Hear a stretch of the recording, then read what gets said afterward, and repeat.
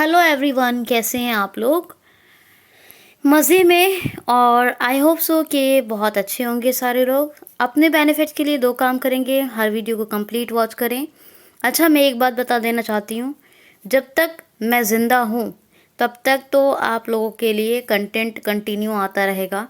तो इसलिए ये मत सोचा करें कि आज वीडियो आएगा, नहीं आना होगा तो उसके लिए आपको मैं एक दिन पहले बताऊंगी, या एक दिन बाद अगर मुझे डालना होगा तो मैं कोई कम्युनिटी में मैसेज करूंगी, मेरी कोई तबीयत ख़राब है तो। लेकिन वरना वीडियो आने ही आने हैं, डेली का वीडियो आएगा, डेली का। आज तक जैसे आ रहा है, कभी मेरी तबीयत ख़राब होती है तो मैं या तो पहले बता देती हूँ, नहीं तो कोई मैसेज करके बता देती हूँ कम्युनिटी में।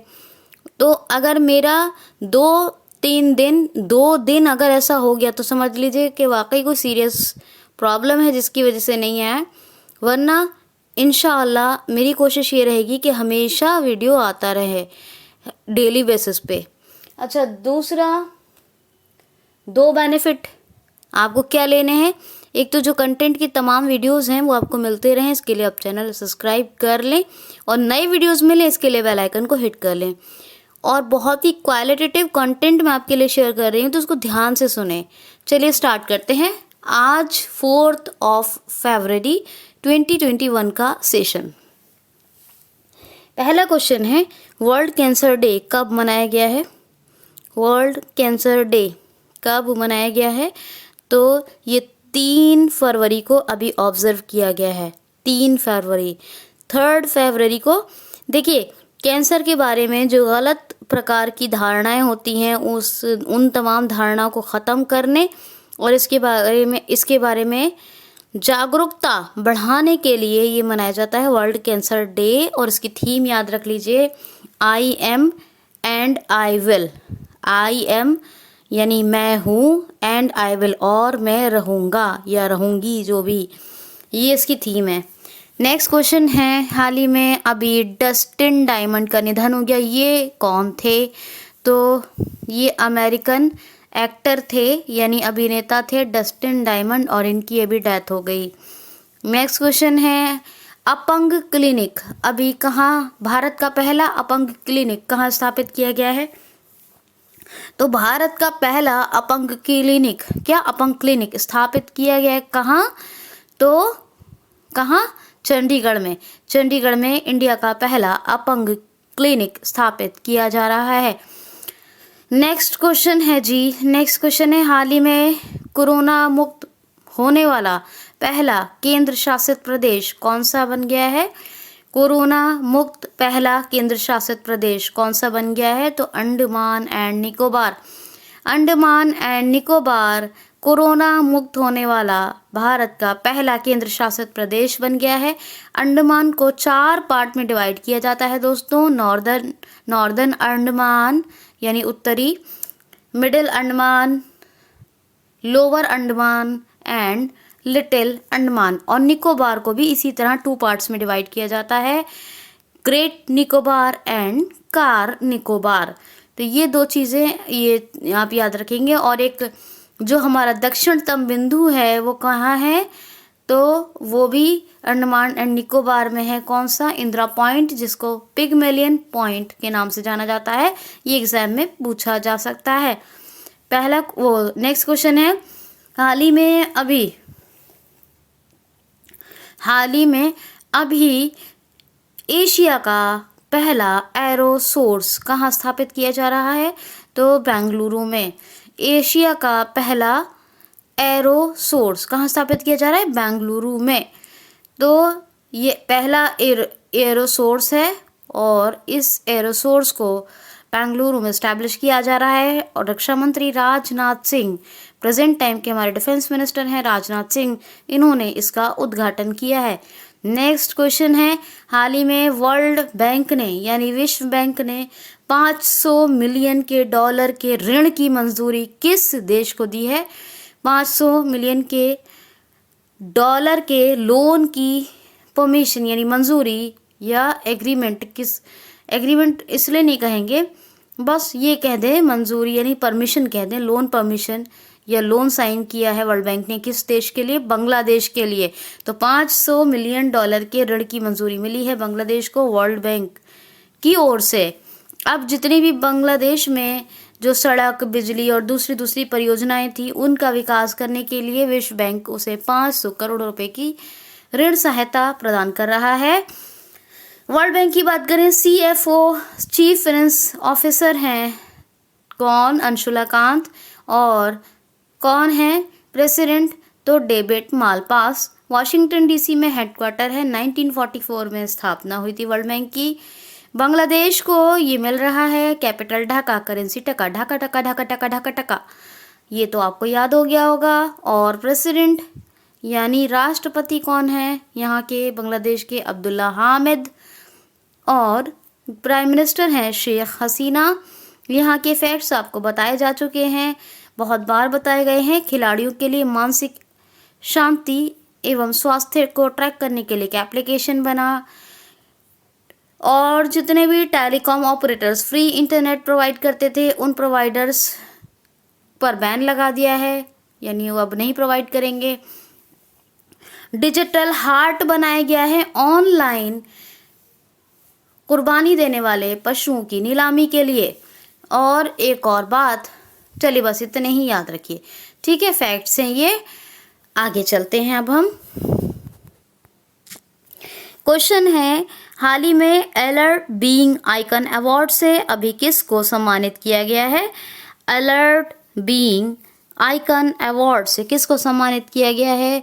तो ये है म्यूजिक डायरेक्टर AR रहमान। और इनको इनके 70 से ज़्यादा बड़े बड़े कामों के लिए एक NGO है अलर्ट बीइंग, इसी ने अलर्ट बीइंग आइकन अवार्ड से म्यूजिक डायरेक्टर AR रहमान का नाम काफ़ी बड़ा है, AR रहमान साहब को सम्मानित किया है। नेक्स्ट क्वेश्चन है, हाल ही में फोर्ट ने क्लाउड बेस्ड डेटा सर्विसेज के लिए किसके साथ साझेदारी की है? फोर्ट ने है क्या है? फोर्ट ने किसके साथ क्लाउड बेस्ड डेटा सर्विसेज के लिए साझेदारी की है? तो गूगल ने। अच्छा, फोर्ड की स्थापना हेनरी फोर्ड ने की थी। किसने? Henry Ford. तो हेनरी फोर्ड ने की थी। और गूगल के CEO कौन है? सुंदर पिचाई। हेडक्वार्टर कहाँ है? कैलिफोर्निया में। और गूगल के साथ फोर्ड ने क्या किया है? साझेदारी की है cloud based data services centre के लिए, डेटा सर्विसेज सेंटर, हाँ ठीक, के लिए। नेक्स्ट क्वेश्चन है, हाल ही में अभी बहुत इम्पॉर्टेंट डेमोक्रेसी इंडेक्स 2020 जारी हुआ है। इसमें टॉप रैंक यानी प्रथम स्थान किस देश का है? तो अभी लोकतंत्र सूचकांक 2020 यानी डेमोक्रेसी इंडेक्स 2020 जारी हुआ है। और इसमें फर्स्ट रैंक यानी टॉप मोस्ट पर है, पहले नंबर पे है नॉर्वे। क्या? नॉर्वे। और दूसरे नंबर पे है आइसलैंड। और तीसरे पे है स्वीडन। ये 3 आपको यानी 3 टॉप याद रखने हैं, टॉप 3 याद रखने हैं। नॉर्वे फर्स्ट रैंक यानी नंबर 1 पे है लोकतंत्र इंडेक्स में, दूसरे नंबर पे है कौन? आइसलैंड। और तीसरे नंबर पे है स्वीडन। अब पूछा जाता है कि इंडिया की क्या रैंक है? ये जो लोकतंत्र सूचकांक 2020 आया है, डेमोक्रेसी इंडेक्स 2020 में भारत की क्या रैंक है, ये पूछा जाता है। तो 53वां नंबर यानी 53 पोजीशन। कितनी रैंक? 53 रैंक। लास्ट ईयर जब डेमोक्रेसी इंडेक्स 2019 आया था, तो उसमें जो रैंक थी इंडिया की वो कितनी थी? 51। और इस बार 2 पोजीशन रैंक नीचे गिरी है, 2 स्थान नीचे आया है इंडिया। किसमें? लोकतंत्र सूचकांक में। तो डेमोक्रेसी इंडेक्स में। तो इसमें 53 क्या है भारत की रैंक? 53। और टॉप 3 मैंने आपको बताया है नॉर्वे, आइसलैंड, स्वीडन। नॉर्वे की कैपिटल क्या है? ओस्लो। नॉर्वे की करेंसी क्या है? नॉर्वेजियन क्रूना। और थर्ड वो चीज़ है कि प्रेसिडेंट कौन है नॉर्वे के? तो एर्ना सोलवर। कौन है? Erna solver. तो ये आपको फैक्ट्स याद रखने हैं, ठीक है।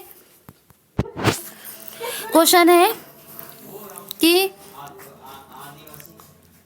ये बीसीसीआई का कितने सालों का इतिहास रहा कि उसने रणजी ट्रॉफी को रद्द किया है? बीसीसीआई का कितने सालों का ये इतिहास रहा है कि उसने बीसीसीआई ने यानी रणजी ट्रॉफी को रद्द किया है, मतलब इस बार होने से रोक दिया है, इस बार रद्द कर दिया है, रणजी ट्रॉफी के आयोजन को रद्द कर दिया है।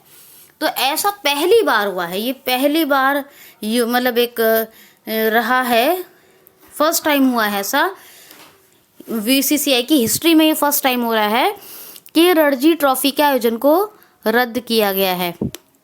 बीसीसीआई 1928 में स्थापना, मुंबई में हेडक्वार्टर, सौरभ गांगुली अध्यक्ष, Jay Shah secretary. BCCI board of control for cricket in India full form है।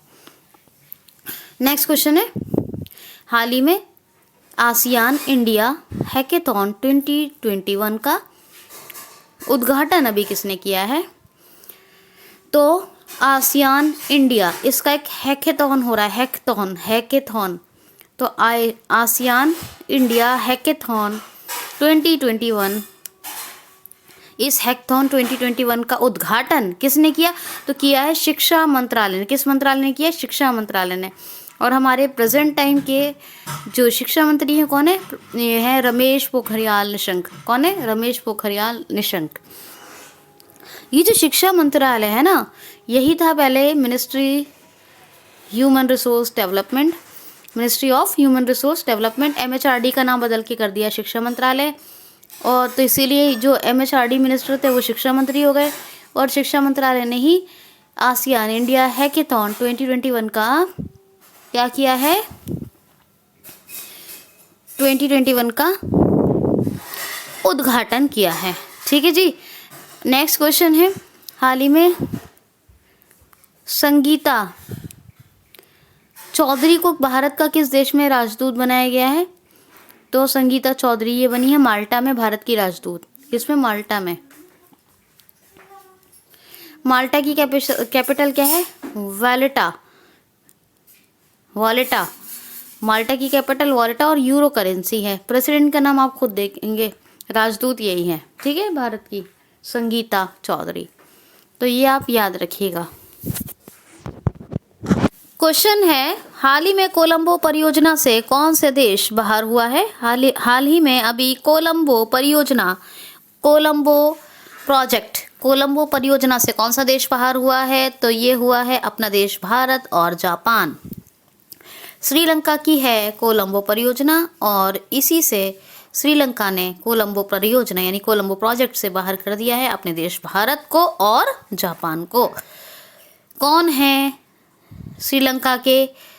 गोटाबया राजपक्षे प्रेसिडेंट, महिंद्रा राजपक्षे प्रधानमंत्री यानी प्राइम मिनिस्टर, और दोनों हैं सगे भाई। और Colombo commercial capital, Jayawardenepura Kotte administrative, और करेंसी श्रीलंकन रुपया। और अपने देश भारत और श्रीलंका के बीच क्या है? डिवाइडिंग पाक स्ट्रेट, PALK, पाक स्ट्रेट, या पाक की खाड़ी, या पाक जल डमरू मंडल, पाक जल डमरू मंडल। नेक्स्ट क्वेश्चन है, हाल ही में पॉल प्रोटेजन का निधन हुआ है। ये कौन थे? पॉल प्रोटेजन। तो ये केमिस्ट्री के साइंटिस्ट थे यानी रसायन वैज्ञानिक थे, और इन्होंने ओजोन के बारे में बताया था, ओजोन होल के बारे में बताया था, यानी ओजोन छिद्र के बारे में बताया था कि ओजोन में छेद हो रहा है, ओजोन इस परत में है, और ओजोन के में जो छिद्र हो रहा है, जो होल हो रहा है, उससे क्या क्या नुकसानात हमें हो सकते हैं। तो ओजोन के इन्होंने छिद्र के बारे में यानी ओजोन होल के बारे में बताया था। ये स्ट्रेटोस्फेयर में होती है ओजोन लेयर। क्या? ओजोन लेयर यानी ओजोन मंडल। ठीक है, इससे क्या होता है, अगर इसमें अगर छिद्र हो गया ना, तो सूरज की जो हानिकारक रोशनी है, सूर्य की हानिकारक किरणें, वो भी हमें पड़ेंगी, और हमें स्किन और डिजीज के साथ साथ बहुत सी खतरनाक घातक बीमारियां हो सकती हैं। तो इसीलिए इसमें होल नहीं होना चाहिए, और इसी से एनवायरनमेंट और दुनिया की चीज़ों पे फर्क भी पड़ता है। और जब ज़्यादा पॉल्यूशन होता है तो इसके लिए खतरा होता है ओजोन लेयर में, इसीलिए इसी की वजह से जो है उसमें होल होता है। ये सब पढ़ाऊंगी मैं आपको, इकोलॉजी पढ़ाऊंगी तो जब। खैर, कितनी परतें होती हैं एटमॉस्फेयर की? एटमॉस्फेयर की कितनी परतें होती हैं? तो 5 लेयर्स होती हैं। किसकी? पूरा का पूरा एटमॉस्फेयर है जिसमें ह्यूमन लाइफ या किसी भी एनिमल लाइफ या किसी भी लाइफ का तस्वर किया जा सकता है या किसी भी लाइफ को जिया जा सकता है। तो कौन कौन सा है?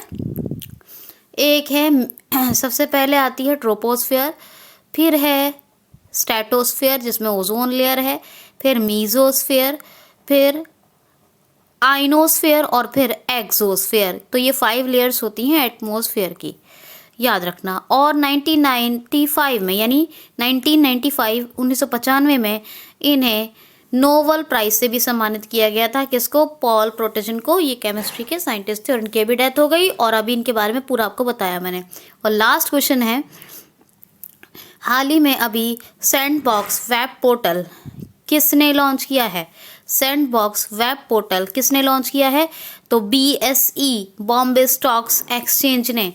ये जो बॉम्बे स्टॉक एक्सचेंज है, इसने अभी लॉन्च किया है सैंडबॉक्स वेब पोर्टल। और इसका काम ये है सैंडबॉक्स का कि जब मार्केट में कोई प्रोडक्ट उतारा जाता है तो उसकी जो अगर टेस्टिंग करनी है, जांच करनी है, तो आप सैंडबॉक्स में ही, मतलब वो जो BSE है वो सैंडबॉक्स में कर सकता है। तो किसी भी प्रोडक्ट की टेस्टिंग उसे मार्केट में लॉन्च करने से पहले, मार्केट में लॉन्च करने से पहले की जा सकती है। तो सैंडबॉक्स वेब पोर्टल अभी बॉम्बे स्टॉक एक्सचेंज ने लॉन्च किया है। दोस्तों प्लीज़ वीडियो को लाइक शेयर करें, अच्छे कमेंट्स करें, अपना ख्याल रखें, खुश रहें। Thanks for watching.